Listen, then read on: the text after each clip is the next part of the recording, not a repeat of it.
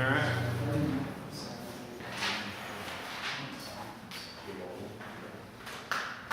All right, we'll get going here. Thanks for coming. First of many, hopefully every year we get this done.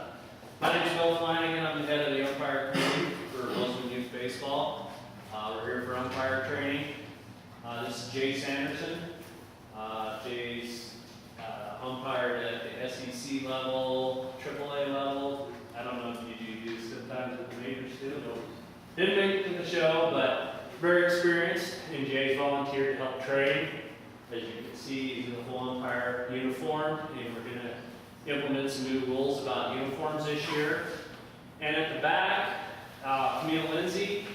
Most of you have been introduced to Camille last year. If you haven't, you will be. She is handling the scheduling. So we can get, I know Camille's got to get out of here. We're implementing something new this year. Is everybody familiar with Bozeman Baseball? www.bozemanbaseball.com. Go to the website, middle of the front page, the home page, there's a tab called Umpires. Click on the tab, a calendar comes up. It'll be a 2-week look ahead. That's all we're going to do. There's 5 fields we're concerned with that has umpires that will schedule. So look, Kurt North is KN. Christy South will be KCS. Our CC will be Christy Center. You can figure it out. Anyway, that is where you need to go. You're getting paid to do a job, and you need to be responsible. I know Camille did a fantastic job, but she went way above and beyond the call of duty last year, hurting you guys. Shouldn't have to babysit you that much. You're getting paid. It's kind of that year. It's a job responsibility. So Camille's still going to look out after you. I know things are going to happen. Finn's going to call and say, I'm sick. Yep. Okay. Give Camille as much time to notice. But if you commit on this sign-up sheet that says, and you look at it and you see that you got a hump on Tuesday, you need to be there 15 minutes early. It's a 6 o'clock start, just like in all game starts at 6 at both Babe Ruth, Majors, and AAA. 15 minutes early. None of that's changed. So let's help Camille and myself and Jay out. Mainly Camille, because she gets angered at me when kids don't show up. She takes a lot of pride in her scheduling. So that word's going to get out to the rest of your compadres too. The next thing is shirt size. It's going to be required. The league's going to make the financial commitment of giving you 1 black polo shirt and 1 black umpire hat. An actual umpire hat, not the long bill that's a short bill. Have to wear that. I don't care if you wear a black, it needs to be a black collared shirt, has to be a hat. And we don't want Joe's Bar and Grill hats. We don't want the John Deere hats. And this hat's great to wear out with your friends, but we want to look professional. You're getting paid some money. The league's making an investment to look professional. It'll give you more credibility. So those parents, we're going through the effort to trade yet. You know, Jay made a great example. If you got pulled over, your parents got pulled over by a highway patrolman, and he came out in jeans and shorts and flip-flops, and the cut-off wife beater shirt. Your parents aren't going to recognize him as an authoritative figure. You look at Jay, you're going to recognize him as an authoritative figure. We ask you guys to make the calls, be consistent with your calls. You're probably going to catch less flack. I know there's a lot of young guys in the audience, and I appreciate you coming. A lot of new timers. It'll just help you take that, give you a little more confidence. The league's still going to stand behind you 110%.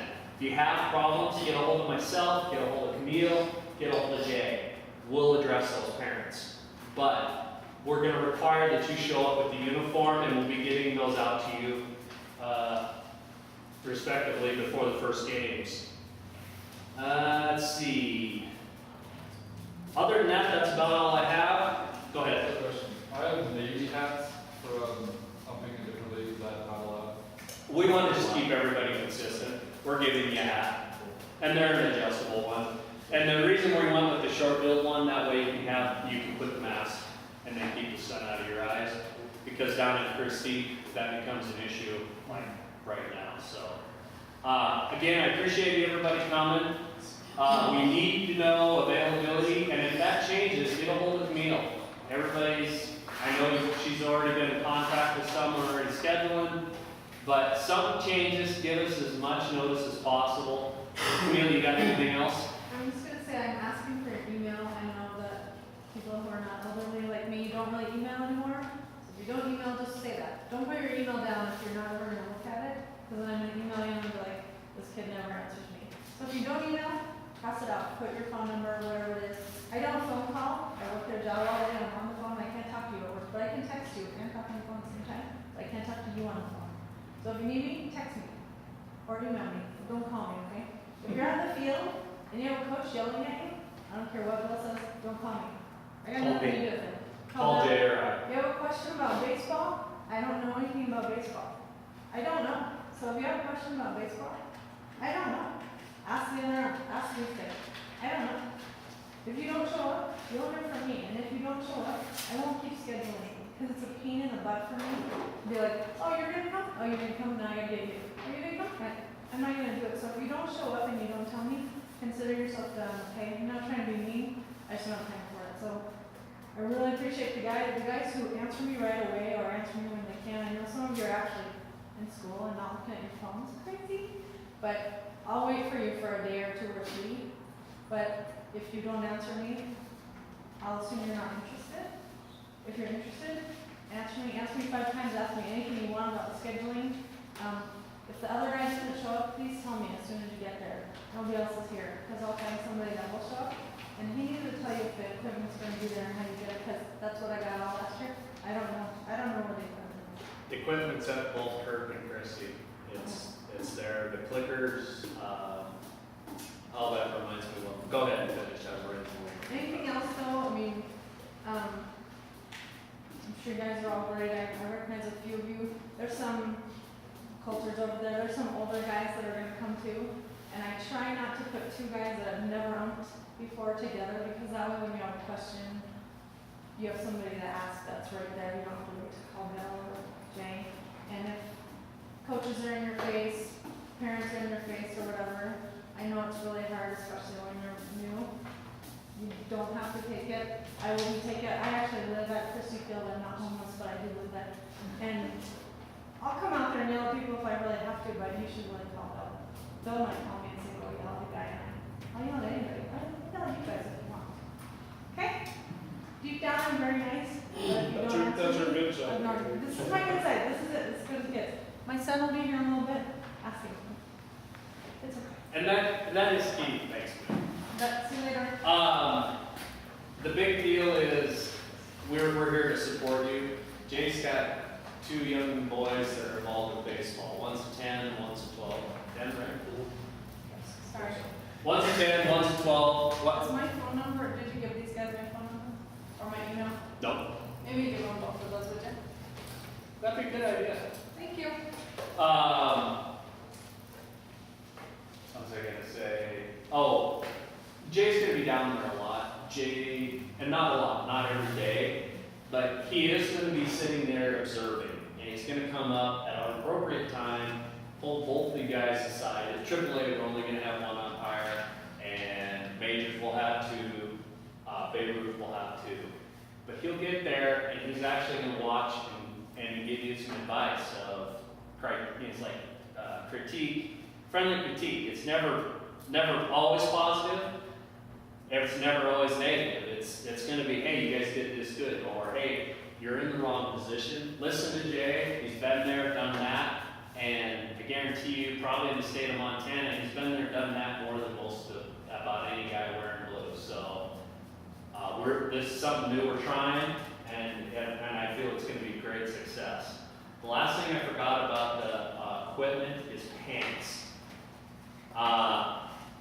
Jay's battled me on this for a month. What we would like and highly suggest is a great pair of pants. Probably not the pleats, whatever. We don't want you coming up in banged up jeans. It's looking professional. If you can come in black sweats, great. Jeans, I would probably not even want to see jeans. But a nice pair of pants, no, I don't want your Sunday best either. But if it's a pair of jeans, get a pair of jeans. Now shorts, that's debatable. If it wasn't played, it's not gonna be very comfortable. Right, and we're taking the umpiring to the next level. There's a lot of critiques that we haven't done enough to educate our umpires. Well, this is the first year for it. Let's try to look professional.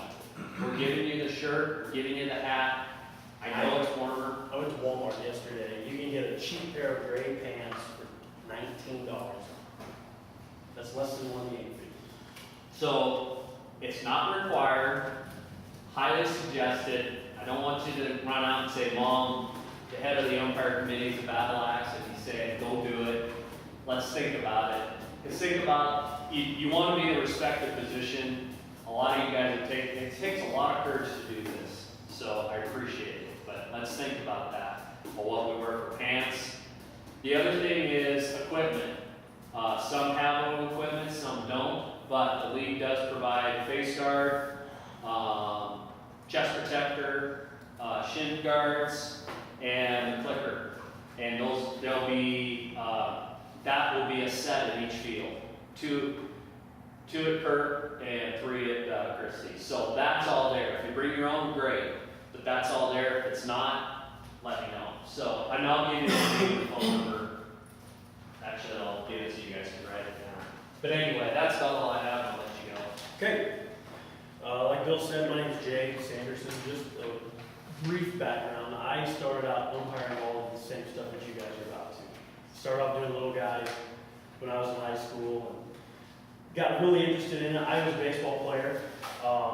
And I promise you, I mean, you guys are all going to know, most of you, being an umpire made me a better player because I knew the rules. And I knew how to work within the rules to gain an advantage when I was playing. So learning the rules will be really important. And knowing what umpires are doing can help you approach the game a little differently. So keep that in mind as you go forward. As an umpire, I umpired my first college game when I was 19. I really ascended quickly. I worked my first NCAA Division I game when I was 23, and just kind of blossomed from there. I worked the NCAA tournament. I've worked the Junior College World Series. I have worked some pro ball. I got it up to the AAA level. There's not many big league games on TV that I watch that I can't say, yeah, I umpired that guy and that guy. There are quite a few, just through all the different games I've worked. So I probably umpired close to 5,000 games in my life. So it's something that is important to me, and as you go through the night, you'll see I have a little bit of passion for it. First of all, who knows what the word professional means? Just the definition out of the dictionary of professional. Exactly. Doing something in exchange for money. You guys are all going to get paid to umpire. You might be umpiring 10-year-old baseball, but the fact that you are getting paid makes you a professional. Okay? So you need to treat this as if you were a professional. Okay? I'm not saying go out there and treat it like it's Game 7 in the World Series, but every pitch means something to somebody. It matters to these kids. They might be only 10 years old, they might be 13, but it's the biggest thing in their world that day. And they're putting out their best effort, so you should give out your best effort. Okay? You have some papers there that I put together, and we'll just kind of go through the first little bit of them quickly. Expectations of umpires. And this is something that is universal. You should approach every game the same, whether it's the 2 last place teams or the top 2 teams in the league. Every game should be treated the same. And the number 1 job of the umpire is to ensure fairness. Okay? Nobody should gain an unfair advantage. The rules are designed that both teams have an equal opportunity to win. And it's your job to enforce those rules. Okay? And that's the next point. Properly enforce the rules. How many of you guys have actually looked inside a baseball rule book before? Not this rule book. This is just the Cal Ripken additional rules that they kind of change up. No, this is actually everything. Wow. Should be everything. Okay, so the official baseball rules are in here. Okay, so this is it. You have now your own copy of the official rules. I would keep these with you all the time. I've probably read this book 50 times. I go through it every year just to make sure that I'm sharp and up to speed on everything that's happening. Because every time I go through it, I pick up something that I didn't have before. Okay, so make sure you keep that with you. And you know what? Guys, no offense to the ladies in the house, but keep this on the back of your toilet. You got a little bit of time when you go in there, read 4 or 5 pages. You know, that's what I do. I have a copy on the back of the toilet. Got a little time, a little privacy, nothing's bothering you. Go in there and just go through 4 or 5 pages of the rule book at a time. It's not that long, and there's a lot of good stuff in there, but we'll get into that in a little bit. Be on time, okay? Nobody wants to. How many of you guys play? How many of you guys have been at a game where the umpires were late? How much does that suck? Not good. Now you're the guy that everyone's waiting for, okay? So be on time. It's not good when you're late. Treat this like any other job. If you have a summer job, working at McDonald's or delivering pizzas or whatever, treat this like that. Because if you don't do your job, we're not going to have you back. And you're making really good money for no more than what you're doing. Okay, it's a short time. How much they get a game? 25? Yeah, everybody down at Christie gets 25, and the Babe Ruth people are getting. How many make $12.50 an hour at your other jobs? Well, that's what you're going to get. You're working 2 hours for a game, you're getting 25 bucks. That ain't bad for 17 years old or however old y'all are. And for the parents in the room, close your ears, but that is tax free. Sweet. We are skirting the rules, so. I think you have to make $600 before technically it's reported anyway, and I don't. There's some kids that'll Okay. push that, so. But, so, Jay's point, you're getting paid pretty well. You're getting paid damn well. I mean, I bought my first car with money I made from umpiring when I was in high school. It was the greatest thing ever. And I was playing ball and umpiring, and I was in the ballpark every night, and it was awesome. Professional appearance. Obviously starts with how you dress. You know, it's important to me. You know, press your pants. You don't want to look like you just got out of bed wearing your uniform. So make sure they're clean, make sure they're pressed. Your shoes should be cleaned. It shouldn't be in dirt. Ideally, I know it's not perfect, but if you can avoid it, don't wear metal spikes on the field. I know that sometimes if you don't have another pair of baseball shoes or track shoes or something, or running shoes, spikes are okay, but I prefer that you not wear your baseball spikes out there just as a safety thing. But if you don't have any other option, that's okay. But not just your uniform, but your body language. That's really important. If you're out there and your hands in your pocket, and you're looking around, and you look like you'd just rather be just about anywhere else other than on a baseball field, that matters. Because the second you walk through that gate onto the field, the coaches are making a judgment on you. You may not have called one pitch or called one out yet, but they're already sizing you up based on your appearance. And that matters, because that's going to determine how they approach you during the game. Okay? If they have a good feeling about you, they're going to have a positive experience with you. If you look like crap when you get out there, then they're going to have a negative image of you right away, and they're going to be combative and confrontational out of the chute. And you'd rather avoid that. Professional behavior and attitude. Okay, and again, part of that has to do with the appearance thing and the way you carry yourself. And walk with a presence, shoulders back. Don't be slumped over and, like going out to meet girls or whatever. Walk like, like if you've ever seen your parents get pulled over by a cop. The cop walks pretty firm and aggressively to the car.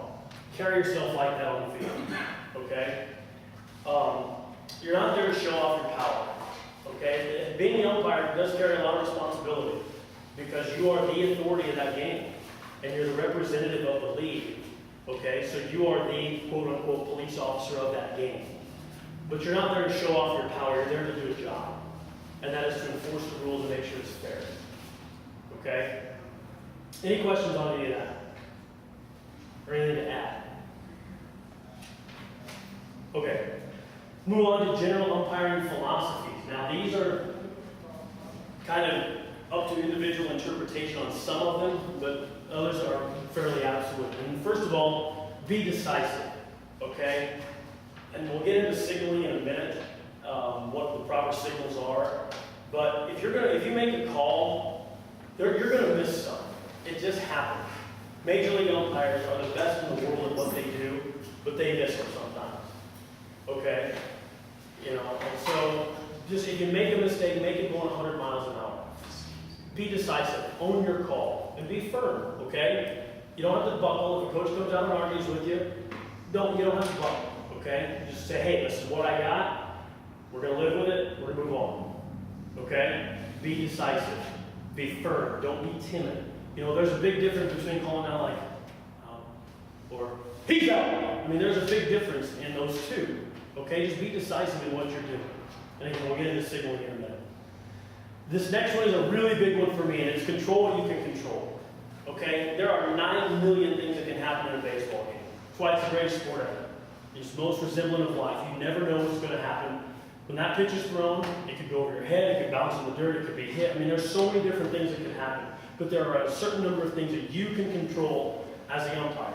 And first of all, is to be the best partner you can be. If you're working with 2 guys, if it's a 2-man crew, be a good partner. Okay? If your crewmate is in a bad situation, help him out. Okay? If you see something that he might have missed during an argument or during a weird play or something, go help him out.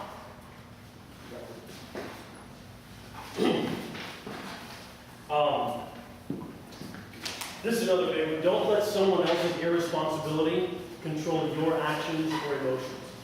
And that is primarily meaning don't let a parent or a coach who has a bad attitude or is trying to cause you trouble to get you off your game. Okay? Continue to be professional, be as adult as you can. Let them look like the idiot. Okay? Do everything you can to let them hang themselves. And then you respond accordingly. And we will handle later how to handle situations and objections when it comes to that. But don't let someone else's irresponsibility dictate your behavior. You have to earn your respect. Just because you put on the uniform doesn't mean they're instantly going to respect you. You have to go out there and do a good job. Okay? And that's earning respect. And that's behaving professionally. You know, let's say you walk out there and the guy that's coaching this team you played for when you were 12. Could happen, right? You address him as coach. You don't call him Mike or Bill or Dave. Okay? You treat both coaches the same. All right? Earn their respect and earn their trust. Because they're putting a lot in your hands as the umpire. And so that's really important to make sure that you earn that trust from them.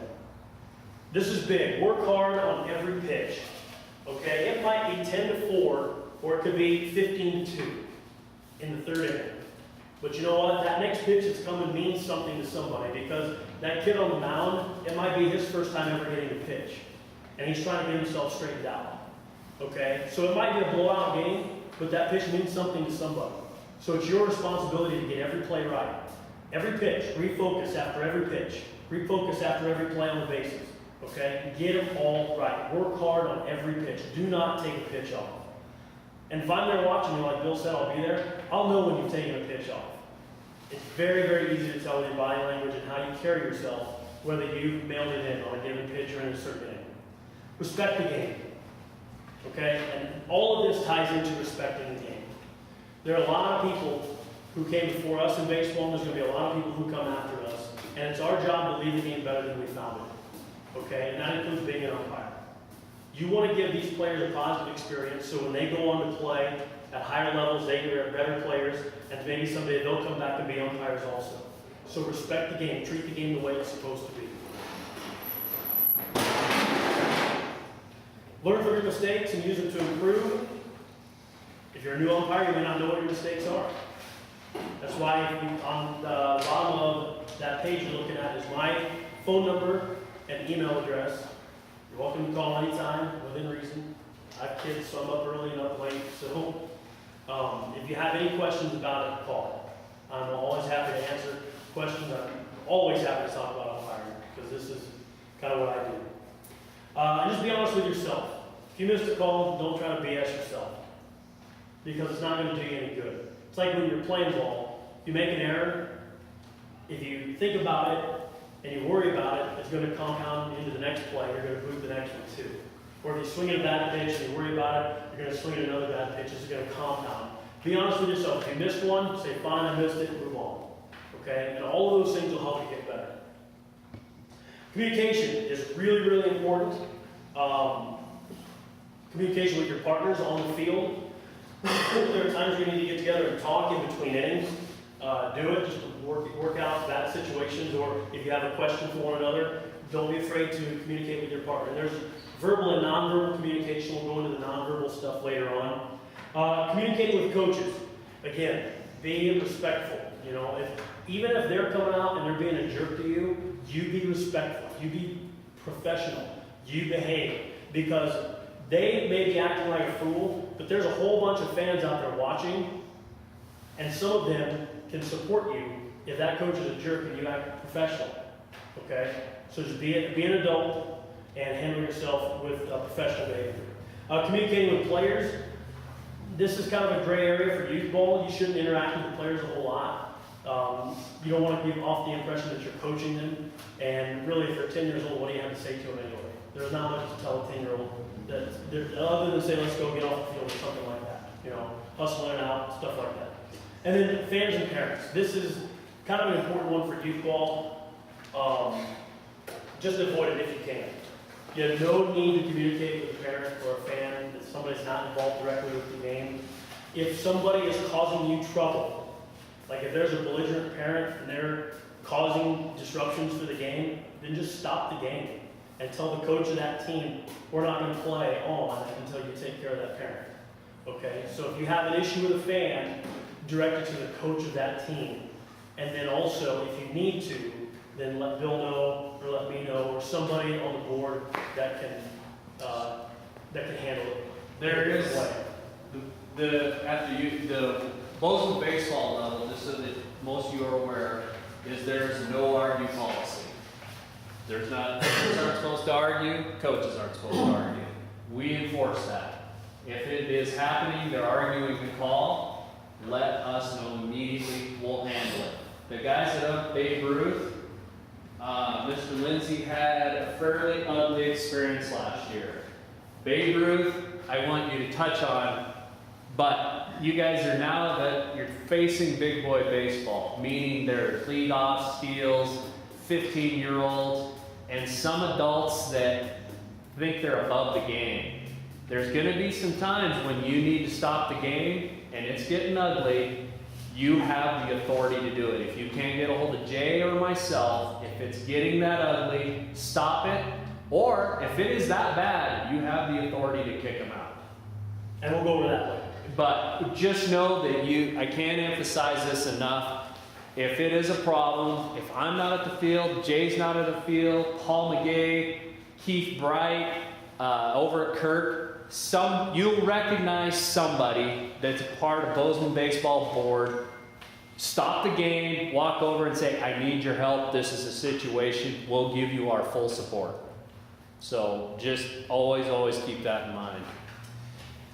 Okay, those are the kind of the broader, more philosophical points. Let's get into some more of the actual X's and O's of umpiring. First of all, timing. Okay, timing is everything in umpiring. Because if you make a call too soon, you're going to hose yourself. If you make a call too late, then everybody thinks you're a moron.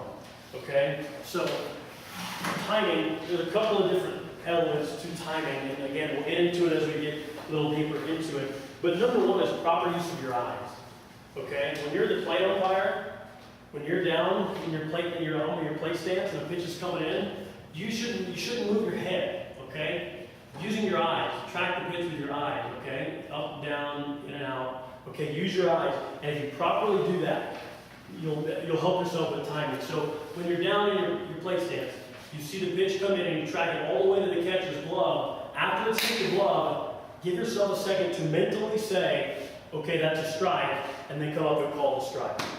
Okay? If you're eager to call a strike and you want it to be a strike and it's on its way and it's out over the plate and the catcher hasn't caught it, and you come up and you bring a strike, and then the batter's, something happens weird and it gets away from the catcher, and crazy things can happen if your timing is not right.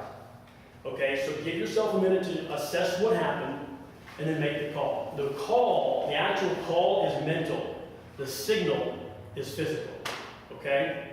So use your eyes and let that dictate your timing. Same thing on the bases. If you're calling a force play at first base and you're down and you're set to make your call, okay, you see the ball come in, you're looking at the bag, you're listening for the sound, which we'll get into how to call a force play in a minute. But then after the plays happen at the base, and you look up and make sure the fielder's got possession of the ball, then come up and make your call. okay? Using your eyes properly will help. And we'll do a lot of that tomorrow when we're outside. But just to kind of give you a rundown of it. Don't rush, nothing, right? It isn't anything until you call, okay? We can stand here all day, and there could be a play, and if we wait 5-10 seconds, they're all going to be staring at me, but it's nothing until you call, okay? So don't be in a big hurry to make a call, because the worst mistake you'll make is when you call something too soon. How many of you have seen at the high school game or youth game or something, where you've got a play, and the umpire comes up and he's real eager and calls a guy out, and then the fielder drops the ball? If you had the proper timing, it wouldn't happen. Because if he times it properly and he sees the whole play, then you can say, okay, he's safe, there's no ball, okay? So timing is a big deal. Don't rush yourself. And again, we'll get into this in a minute, but angle over distance. You're going to hear me say that a lot. Angle over distance. You want to get a good angle. That's much more important to get a good angle than to be close to the play. Because if you're working with one umpire or two umpires, you're going to have to sacrifice a lot of distance to get a better angle. Okay? For example,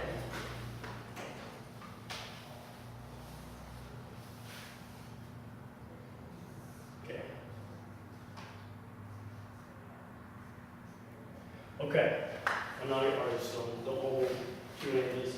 Okay, so if let's say you're the base umpire, and we're working two umpires. So there's a play, we'll actually do it that way.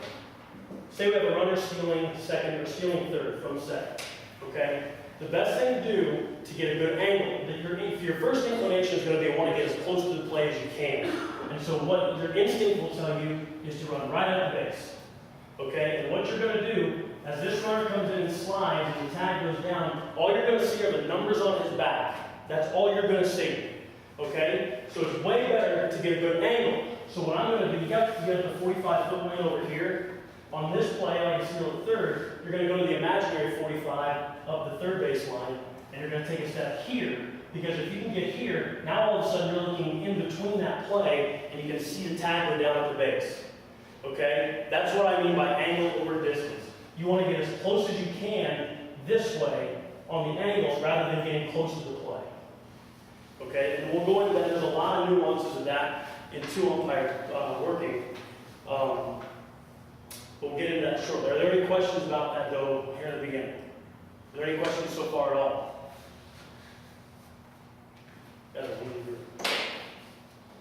Okay, then another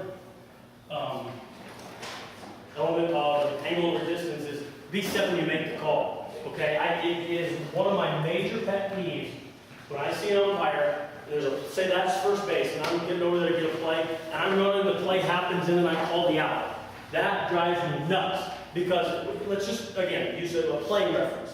If you're a batter, right, and you're hitting, and you take a humongous stride, and your head drops that much, it's changing your view of the pitch, right? How many of you ever take a short stride, right, when you're playing? You don't want to take a mile-long step and change your view. Same thing applies when you're calling a play. If you're moving, it's going to distort your view of the play. So as the play happens, get yourself set, and then you move to make the call. But you want to be completely stopped when you make the call or when the play happens. Questions? All right. Proper signaling. It seems fairly simple, fairly basic, but you'd be surprised how many guys are stupid because they don't know how to properly signal. Okay? That's not on your sheet. So you can just watch me now. You don't need that sheet right now. There are 8 basic signals. Ball strike, safe out, fair foul, time, and play. Okay? And they're all there. You've seen them a million times if you ever watched baseball, so you know them all. But there are different ways to do each of them, but the fundamentals are, it's called a strike. You can call it 2 different ways, and we'll go over plate stance next, but it's called strike. You either come out to the side and point, and I want your signal and your vocal to be at the same time. Okay, I see a lot of guys who get down here and go, strike! And then they'll signal. That's awful. Don't do that. Okay? It takes away from your authoritative presence. Alright? So you get down, and it's going to That's how I call a strike, okay? You can also do what they call a hammer on the old school umpires. Hey! We'll do it that way too, okay? But I want one piece. That's what they call it, one piece. Your voice and your signaler at the same time, okay? And that should be loud enough to where just about everybody in the ballpark can hear you, okay? Guys who are timid or quiet or soft-spoken, you got to break out of that. There's no space in umpiring for guys who are timid, okay? So, be loud, be forceful. I want to hear it in the bleachers. Hey! Most of the time, I mean, I've worked in big stadiums. I worked at a game where there were 13,000 people there in Oklahoma City at the AAA level. And there were people that could hear me up in the upper deck. And that's good. Okay? When you call a ball, there's no signal. Okay? But I do want you to verbalize it every time. Okay? That way everybody knows what's going on, because there are going to be times where you're fooled by a pitch. And if you don't call anything, if you don't verbalize a call on a ball, if you just stand up, people are going to sometimes wonder what you have. Okay? So I would rather you verbalize balls. It's just going to be ball, and then come out of your stance and relax until the next pitch. Okay? There's no visible signal for a ball. Questions? Okay? Safe and out. This one, the safe call, is one that will make you look like an idiot if you don't do it the right way. Because again, have body control, just like playing, with your body under control, because there are a lot of times you see umpires, they're so eager to call a guy safe, they look like they're flying. Okay? They look stupid. And you've seen it, right? Be under control, be set, safe! Okay? Look good what you're doing. Look good at what you're doing. Alright? Be set. And I teach guys, bring your hands in the middle of your chest, and then straight out, like you're making a T with your body. Okay? When I was at umpire school, we did this, we had to do it a certain way. We had to get set, and they'd say, make the call, and we had to stick our hands out, and back to the middle, and then back down. That's how we had to do it in umpire school. We all felt like dopes. But it all got us to the point where we're doing this, so we don't look dumb when we get into real games. Same thing with out, be under control. There's nothing more fun as an umpire than having a close play and getting hammered out. I love it. It's great. Okay? But on a not close play, on a routine play, step up and call it out like you're knocking on a door. Okay? Just one time sufficient.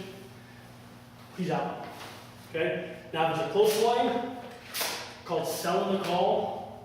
Okay, if it's close, you want to let everybody know, yeah, it's a close play, but I'm on top of it. Okay, so you get down, and again, be under control and try not to look dumb or fall over. I've seen a guy fall over. We were working on a turf field one time, and it was a little wet, and a guy tried to call it so hard, he fell down.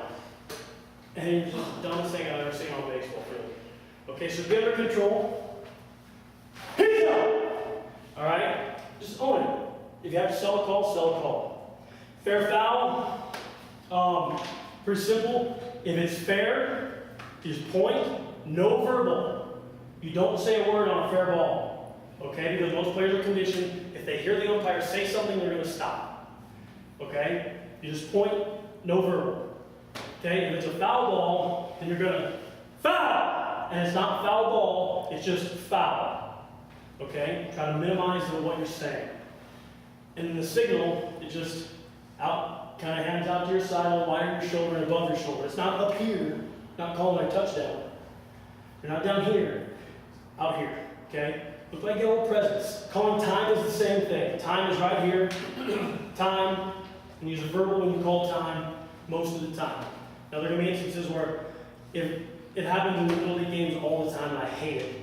But you get to play at second base on a steal or something, and the second baseman wants to call time before they throw the ball to the pitcher, which I think they should help all that crap, because if you can't throw the ball from here to there, you shouldn't play anyway.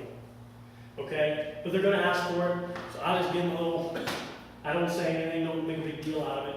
Okay? Just for their comfort most of the time. But typically when you call time, you're going to use your voice. Time! Okay? And then anytime, by rule, anytime the ball's dead, foul ball, home run, time call, whatever, you have to put the ball back in play. Okay? Playing basketball, when they stop the clock, they do like this to start the clock. There's a signal and a verbal to put the ball back in play. And it's like throwing a dart, you just go, play, right to the pitcher, just point to the pitcher and say play, and now the ball's live.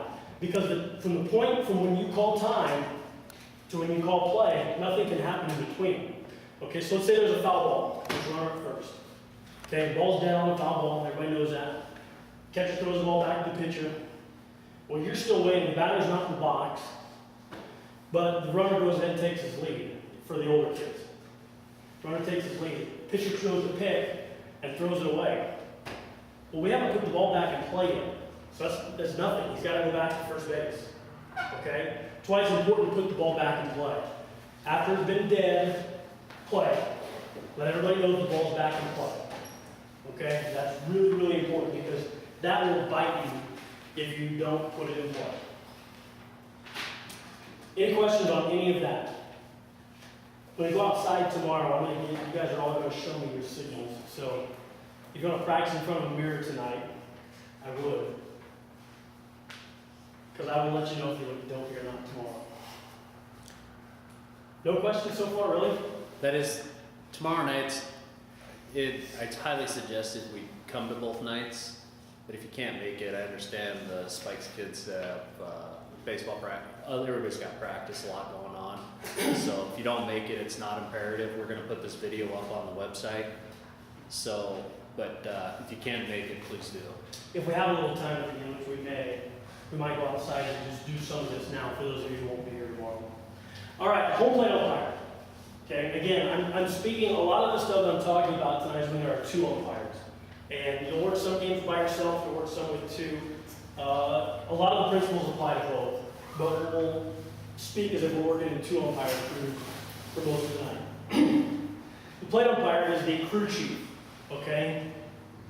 In upper level games, the home plate umpire will take the lineup cards from the coaches, okay? They'll be the keeper of the lineup cards, and they'll be the official, they'll be like the head of the game, so to speak. But that does not mean they can override another umpire's call, or there's a lot of misconceptions about what that means. It just means that they're kind of the point person on the crew for that game, okay? All they're doing is just making sure all the procedural stuff happens the way it's supposed to.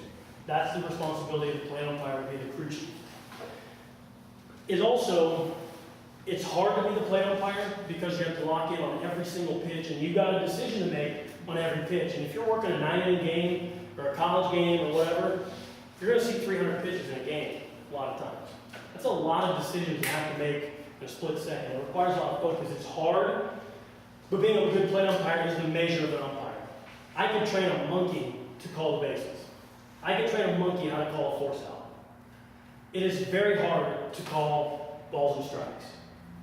You got to focus on every pitch and get them right, okay? Because the strike zone is the most nebulous thing to call in sports. You have a set of parameters there, but there's no guide. Imagine going to a football game and they're going to kick a field goal, but there's no goalpost. That's what the strike zone is. Imagine there's a guy standing somewhere and he kicks it. He's like, yeah, it's good.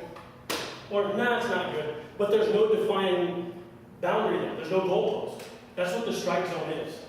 Okay? So you have to, learn the strike zone. It's like bowling. Could you imagine bowling without pins? Throw the ball. That's a 7-10 split. You got the fans back there letting you know that they think you missed it. Okay? So the strike zone is really, really, really hard. All right, Bill, can you